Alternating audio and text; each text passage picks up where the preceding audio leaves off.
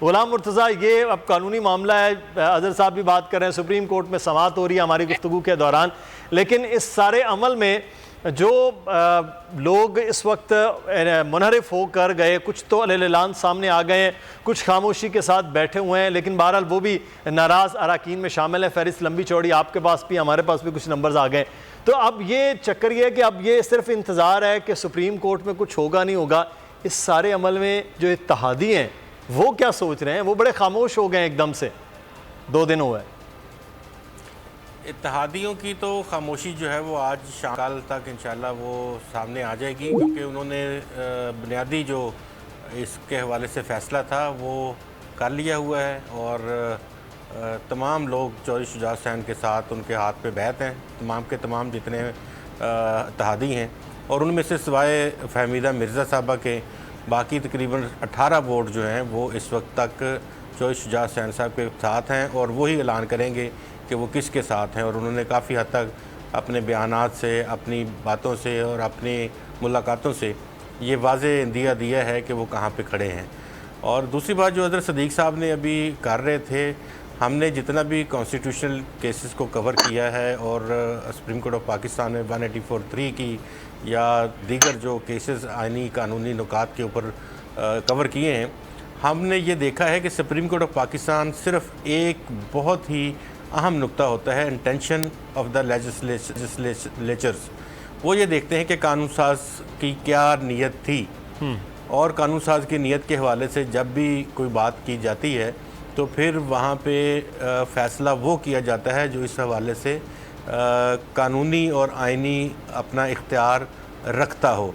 हमने इस हवाले से जितने भी केसेस, इससे पहले बहुत सारे केसेस आते रहे हैं कानूनी आइनी नुकात के हवाले से, ये सिविल लॉ है, ये कॉन्स्टिट्यूशनल नुक्ता है, ये इसमें कोई ऐसा सिलसिला नहीं है कि इसको फौजदारी आप रंग दे दें, ख़यानत मुजरमाना करार दे के, या आप कॉन्ट्रैक्ट एक्ट अगर कहा जा रहा है तो क्या कॉन्ट्रैक्ट जो है वो एक बंदे का होता है? कॉन्ट्रैक्ट तो बिटवीन द 2 पार्टीज़ होता है। दूसरी पार्टी कौन है? क्या दूसरी पार्टी एग्रीव्ड नहीं है? क्या उनके मसाइल, उनके साथ जो वादे वईद किए गए थे वो हल नहीं हुए, तो क्या वो हक़ नहीं रखते अपना मुआहदा तोड़ने का? तो मुआहदा तो ये तो नहीं है कि मुआहदे में हुकूमत के पास ही सब कुछ है और उन लोगों के पास भी है। ये तो 2 पार्टियों के दरमियान मुआहदा होता है, सिंगल पार्टी मुआहदा तो होता नहीं है। तो ये अब 2-3 पॉइंट्स ये हैं। तीसरा बहुत ही अहमियत का हामिल है कि जब कोई भी काम हो जाता है सिविल नोयत का, तो उसके बाद वो रेमडी के लिए आप वहाँ जाते हैं कि इस हवाले से ये रेमडी है। अभी तो खैर आज जलसे के हवाले से फ़ैसला होगा कि JUIF और जो PTI है और पाकिस्तान मुस्लिम लीग नवाज़ हैं, उनके जलसे रैलियाँ किस वक्त तक ख़त्म होंगे और कब तक। तकरीबन 48 घंटे पहले तक, जब वोटिंग अगर 29 को होनी है तो 27 की रात को 12 बजे तक तमाम की तमाम ये इस तरह की रैलियाँ और तमाम चीज़ें ख़त्म हो जानी चाहिए। अगर 30 को होती है तो 27 की शाम तक, 28 की रात तक ये चीज़ें ख़त्म होंगी। सुप्रीम कोर्ट ऑफ पाकिस्तान पहले ये डिसाइड करेगा, उसके बाद डिसीजन होगा कि क्या वोट डालने से पहले रुकन कौमी असम्बली उसको किसी भी तरह से कहा जा सकता है कि आप नाअहल हैं, या आप किसी भी लिहाज से आप ये कह सकते हैं कि जी आप वोट नहीं डाल सकते, या रोलिंग दी जा सकती है। तो कल एक पत्ता जो है अपोजिशन के पास बड़ा मजबूत मौजूद है कि अगर इत्तेहादी फ़ैसला कर देते हैं तो अक्सरियत तो खैर वैसे भी हुकूमत जो है वो खो चुकी है, अगर इत्तेहादी भी दिखा देते हैं तो फिर तो किसी तहरीक इंसाफ के रुकने कौमी असम्बली की ज़रूरत ही नहीं रहती कि उसका वोट लिया जाए या ना लिया जाए। इत्तेहादी अलहदा होंगे तो अल्टीमेटली आपको उसका रिज़ल्ट सामने नज़र आ जाएगा। तो तीसरी जो ये कहा जा रहा है कि जी ये फॉरएवर होगी, लॉन्ग टर्म होगी, 5 ईयर्स होगी, टर्म्स क्या इसकी डिसाइड करेंगे। इस लिहाज से अगर टर्म डिसाइड करने के लिए इस मौके पे जो सवाल उठाया गया है, कहीं ऐसा ना हो कि वो नमाज़ें छुड़वाने गए तो रोज़े गले पड़ गए कि नवाज़ शरीफ और जहांगीर तरीन इस केस में अहल हो जाएं अगले इलेक्शन लड़ने के लिए।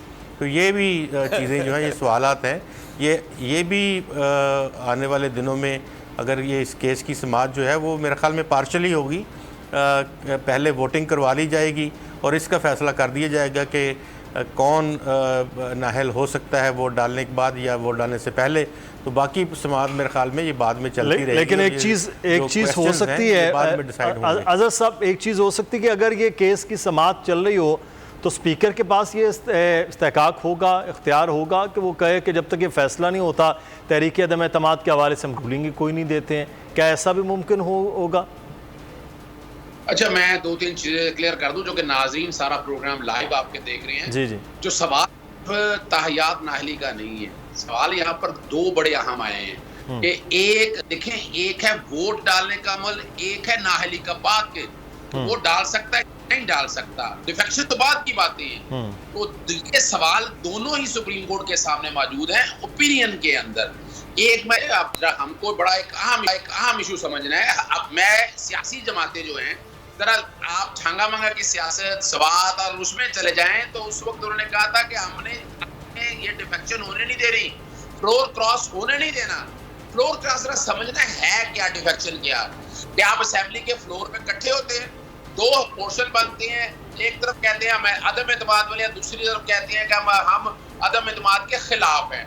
जब दोनों फ्लोर पे एक बंदा वोट डाला नहीं है और वो जाके उनके साथ खड़ा हो जाता है तो डिफेक्शन यही हो गई है। ये ज़हन में रख लीजिएगा, अभी वोट नहीं डाला उसने, लेकिन जब फ्लोर पे दूसरी सियासी जमात के साथ जिन्होंने कहा है वो उनके साथ खड़ा हो गया, ये हो गई। और अब इसको जरा पीछे ले आए कि तमाम मेंबर्स जो इनसे डिविएट कर रहे हैं उन्होंने फ्लोर तो क्रॉस कर लिया। फर्क सिर्फ इतना है कि असेंबली में नहीं खड़े, असेंबली से बाहर खड़े होकर उन्होंने वो फ्लोर क्रॉस कर लिया, उन्होंने वो कॉन्ट्रैक्ट तोड़ दिया। और कॉन्ट्रैक्ट मैं कह रहा हूँ ये बाइंडिंग कॉन्ट्रैक्ट है, इसको अगर खत्म करना है तो आपको इस्तीफा देना पड़ेगा।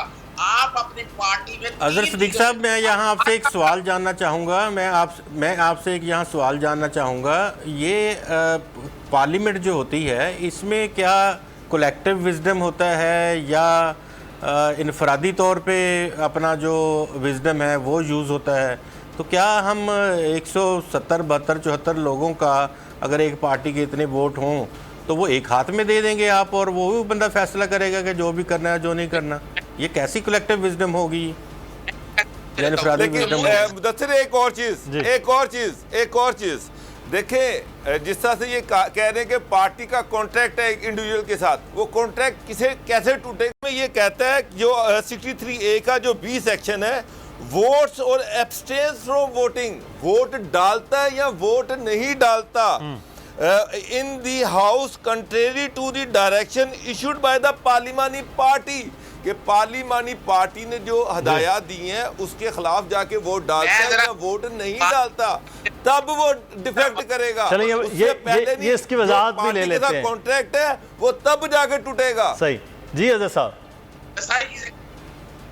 देखिए मैं फिर जरा आसान सादा लफ्ज़ में समझाने की कोशिश करता हूँ। 2 इशू हैं, एक है वोट डालने का अमर, एक है कि वोट डालने के बाद डिस्क्वालिफिकेशन। मैं तो अभी वोट डालने से वोट डालने तक आया हूं। मेरा केस ये है कि आप वोट पार्टी के 3 शक्ल में वोट नहीं डाल सकते, अदम एतमाद पे या एतमाद के ऊपर और मनी बिल के ऊपर। ये 3 चीजों पे आइन आपको रोक रहा है, उसके बाद डिफेक्शन है। सर नहीं रोक रहा, आइन कह रहा है कि वोट डालेंगे तो डिफेक्शन होगी। डोकर साहब, अगर वो वोट डालता है, की तरफ आता हूं अभी आपके नजरिए को अगर अजहर सिद्दीक साहब, अगर आपके नजरिए को दुरुस्त मान लिया जाए फिर मेरे ख्याल में 3-4 लोग ही काफ़ी हैं। पार्लियामेंट का इतना खर्चा करने की क्या ज़रूरत है? एक नवाज शरीफ को ले आए, एक इमरान खान को ले आए और एक मौलाना फजल मान को ले आए। उनके सारे लोग होते हैं, इन 5 लोगों को विजडम बना के तो इन्हीं के फिर फैसले करते जाएं। पार्लियामेंट की क्या जरूरत रह जाती है? सवाल ये नहीं है, मैं फिर समझ रहा हूँ, पूरी पार्लियामेंट में हजारा काम कर रहे हैं लेकिन डिफेक्शन के काम में नहीं कर सकते। मैं ये कहना चाह रहा हूँ आपको। आप फिर why we are defending defection, हम क्यों डिफेक्शन को डिफेंड कर रहे हैं? अगर इनके जमीर इतने जिंदा थे तो तरीका कर दिया हुआ है, भाई जाएं जाकर कॉन्ट्रैक्ट खत्म कर दे, इस्तीफा दें और नया इलेक्शन लाके लड़ लें। वो तो देखिए दूसरा फिर मैं दोबारा आसान लफ्जों में बताता हूँ फिर कि आपको वोट नहीं डालना 3 शक्ल में। आप 1 लाख काम कर सकते हैं लेकिन ये 3 काम आप नहीं कर सकते। ये आइन ने कतगन लगाई है कि 3 चीजों में, मिसाल के तौर पर आप असेंबली का बजट पास करने आए हैं और एक पार्टी के लोग उठते हैं, पूरे मुल्क की किस्मत का सवाल उस पे है। सब्सक्राइब करें और बेल दबाएं ताकि कोई खबर रह न जाए।